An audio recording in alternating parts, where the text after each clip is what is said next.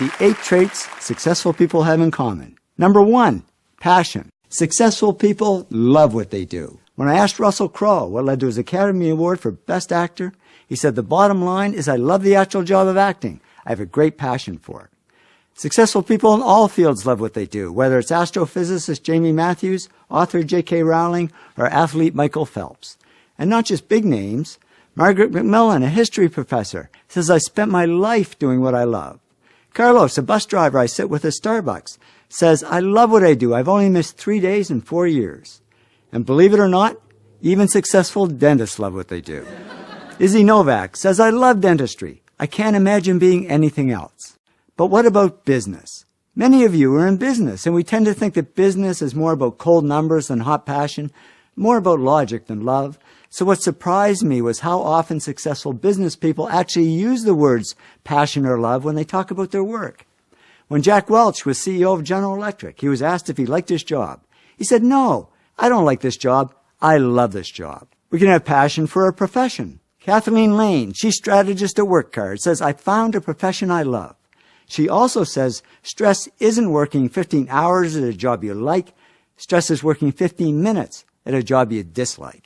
We can have a passion for people. Nez Hallett III, CEO of Smart Wireless, says, I used to be in sales. Now I'm a CEO. I just love being around people. We can have passion for a product. James Dyson, the vacuum cleaner guy, says, I love vacuum cleaners, and I will love them until the day I die. Yep. When he dies, they're just going to cremate him and then suck up those ashes with a Dyson vacuum and place it on the shelf. We can have passion for a particular field. Anita Roddick, the great founder of The Body Shop, once said, I love retailing. I love buying and selling and making connections. She also said, I don't like systems, financial sheets, or plans. Yes, no matter how much we love what we do, there's always going to be stuff we don't love. The trick is to make sure the stuff you don't love only takes up 20% of your time, and the stuff you do love takes up 80%. If it's the other way around, we're in the wrong job. Passion is sometimes mistaken for ambition.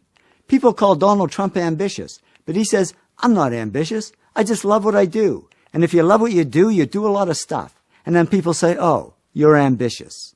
The cool thing about passion is it turns underachievers into superachievers. I have a long list of famous underachievers, like Albert Einstein, who people said would go nowhere when they were young. For instance, who said this? Besides me. I was sitting in my room being a depressed guy, trying to figure out what I was doing with my life. Turns out it was Bill Gates.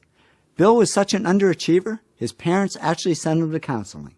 Yeah, I can just hear the neighbors back then saying, geez, that Gates kid, what a loser. He's never going to go anywhere. And he didn't, until he discovered his passion for software. The big problem is finding your passion. Sure, there's a kid that knows they want to be an accountant or an architect or an astronaut from the time they're 10, but I found a much bigger group of successful people who, when they were young and even when they're older, didn't have a clue what their passion was, and it took them a long time to find it, or to fall into it. Don Lepore, Chief Information Officer at Charles Schwab, said to me, I fell into what I do, and I didn't know I loved it until I fell into it. And I hear that a lot. So how do people find their passion?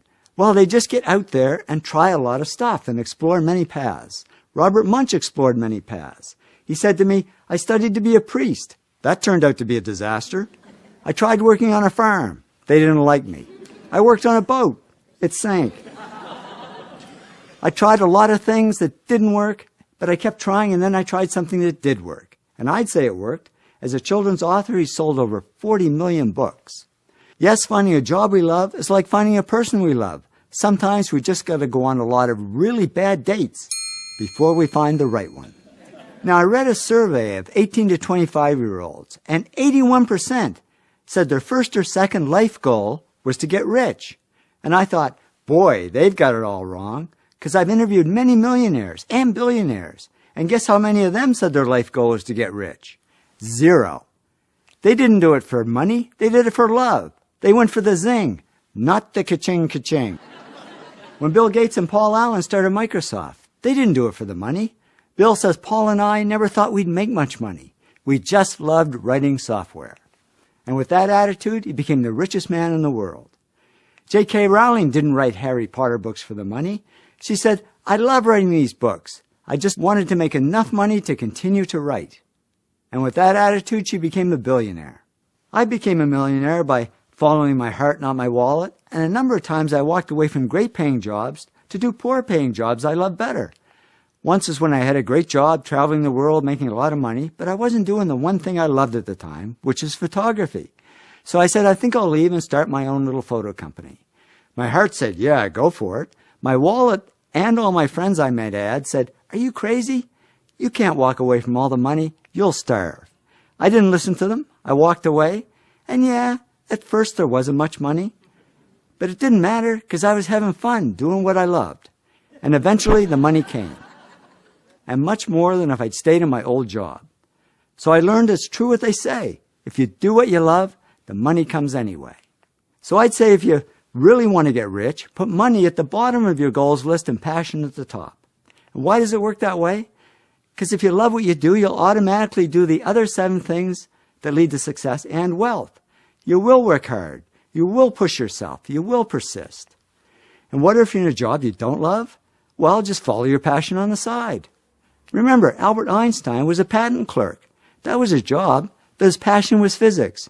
And he wrote 4 of his most important papers in his spare time as a hobby and became one of the world's greatest scientists. So it's amazing what you can do if you love what you do.